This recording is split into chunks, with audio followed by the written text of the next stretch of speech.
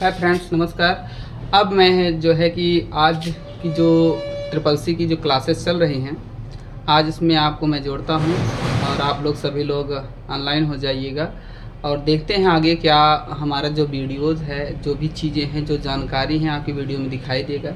तो सबसे पहले आपको यहाँ पे दिख रहा हो कंप्यूटर कम्युनिकेशन, किस तरह से हमारा कंप्यूटर जो है एक डिवाइस से दूसरे डिवाइस तक कम्युनिकेट करता है, इसके बारे में हम लोग थोड़ा सा जानकारी प्राप्त करेंगे कि कैसे डिवाइसेस एक दूसरे से जुड़कर कंप्यूटर को पूर्ण रूप से चलने योग्य बनाते हैं, उसमें क्या क्या चीज़ें होती हैं, क्या क्या जो है कि कनेक्शन होते हैं, उन सारे के बारे में बताएंगे। क्या क्या संचार, कैसा कम्युनिकेशन होता है उसके बारे में।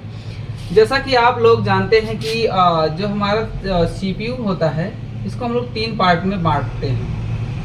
अब कैसे बांटते हैं, क्या क्या होता है उसमें, हम लोग पहले आपको सिर्फ इसको कम्युनिकेट करके दिखा देते हैं। सबसे पहले यहाँ पे आपका माउस दिख रहा है और माउस जो होता है ये हमारा USB पोर्ट में क्या होता है कि ये लगाया जाता है, USB पोर्ट से जुड़ता है, जिसका पूरा नाम होता है यूनिवर्सल सीरियल बस होता है। उसी के माध्यम से जोड़ के हम लोग जो है कि माउस को जोड़ते हैं। उसके बाद जो हमारा कीबोर्ड होता है ये भी USB के द्वारा ही जोड़ा जाता है। USB पोर्ट इसमें भी बना होता है, जो USB पोर्ट के माध्यम से हमारा जो है कीबोर्ड जुड़ता है। उसके बाद फिर नंबर आता है हमारा जो मॉनिटर है, ये किस वायर के द्वारा यहाँ पे जोड़ा जाता है। तो आपको बता दूं कि मैं यहाँ पे सिंपली बताने का प्रयास करता हूँ कि जो है कि सबसे पहले VGA केबल के माध्यम से और जो है कि HDMI के माध्यम से जोड़ा जाता है। और भी बहुत सारे केबल बाजार में, लेकिन सबसे ज़्यादा जो यूज हो रहा है, सबसे ज़्यादा इन्हीं का हो रहा है। अब इसके अंतर्गत जो भी चीज़ें होती हैं, मैं आपको फिर से बताने का प्रयास करता हूँ कि जब भी कोई चीज़ हमारे कंप्यूटर में की दिखाई देती, जो चीज़ें होती, जो प्रोसेस होता है, कैसे होता है, मैं उस पर चर्चा करता हूँ।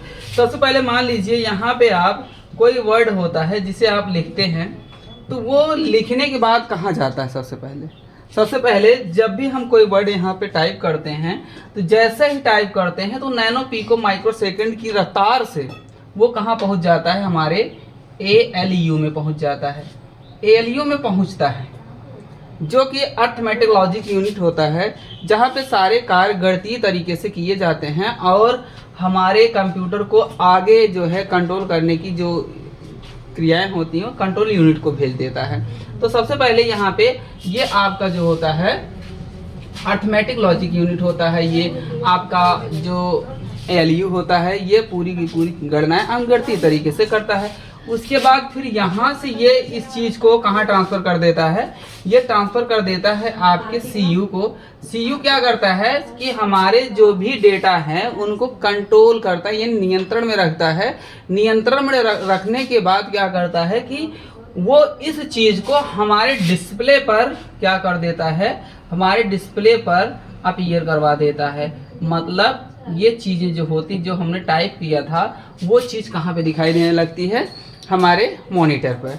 अब मॉनिटर पे जब दिखाई देती है, तो जब दिखाई देने के बाद हम लोग क्या चाहते हैं, जो भी चीज़ें मैंने लिखा, जो भी डेटा मेरा है, वो डेटा हमारा कहीं ना कहीं स्टोर होना चाहिए। तो इसी के बाद हम लोग क्या करते हैं, इसको कहाँ भेज देते हैं, MU के पास भेज देते हैं, यानी मेमोरी यूनिट के पास भेज देते हैं।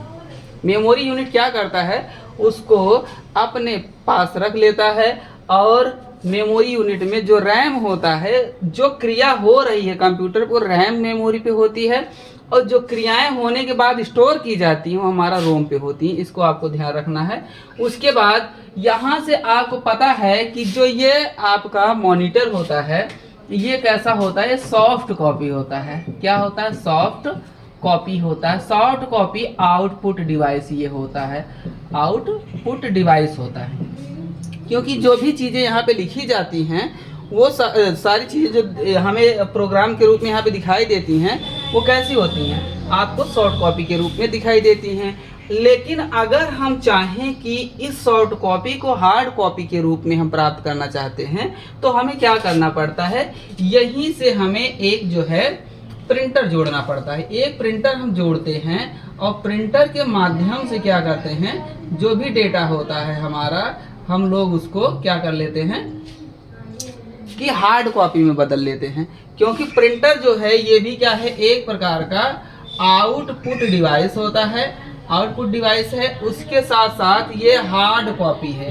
क्या है ये, हार्ड कॉपी माना जाता है, क्योंकि जो भी डेटा होता है उस डेटा को ये हमारे पास किस रूप में दे देता है, हमें हार्ड कॉपी के रूप में दे देता है। तो इस तरह से हमारे कंप्यूटर की जो क्रियाएं होती हैं, यहाँ पे ALU जो होता है पूरा गणना करता है, गणना करने के बाद CU को भेज देता है, जो कि उस पूरे डेटा पर पूरे इंफॉर्मेशन पे क्या करता है, कंट्रोल बना के रखता है। उसके बाद फिर वही डेटा हमारा जो है कहाँ पे जाता है, मेमोरी में जाता है। मेमोरी में वो सारा डेटा क्या होता है, स्टोर हो जाता है। स्टोर होने के बाद हमें जो है कि कभी भी उस पर हम एक्सेस कर सकें, वो हमारे पास सदैव लिए बना रहता है। ये चीज़ हमें ध्यान रखना है। तो इसी तरह से हमारा जो कंप्यूटर कम्युनिकेशन होता है इसी तरह से होता है, और जो कंप्यूटर के चलने की क्रियाएं होती हैं वो इसी के अंतर्गत ऐसे ही होती हैं। जब यहाँ पे हम लोग कुछ चीज़ इनपुट करते हैं तो इनपुट करने के बाद हमें आउटपुट भी प्राप्त होता है, ये आपको ध्यान रखना है। आउटपुट भी प्राप्त होता है। ये दोनों डिवाइसेस हमारी क्या हैं, ये हमारी इनपुट डिवाइस है। क्या है, इनपुट डिवाइस है, ये हमें ध्यान रखना है। तो इनपुट डिवाइसेस के द्वारा जब हम डेटा को इनपुट करते हैं तो आउटपुट डिवाइसेस के द्वारा वो हमको आउटपुट के रूप में प्राप्त होते हैं। तो आपको इतना आज पता हो गया कि कंप्यूटर कम्युनिकेशन के अंतर्गत क्या क्या चीज़ें होती हैं, कैसे हमारा कंप्यूटर एक्सेस करता है, और क्या चीज़ें होती हैं जो इनपुट करती हैं, क्या चीज़ें हैं जो हमें आउटपुट के रूप में डेटा को देती हैं। तो आज के लिए इतना ही छोटा सा वीडियो है। आज जो है कि हम आपको कंप्यूटर कम्युनिकेशन के बारे में बताएं। धन्यवाद।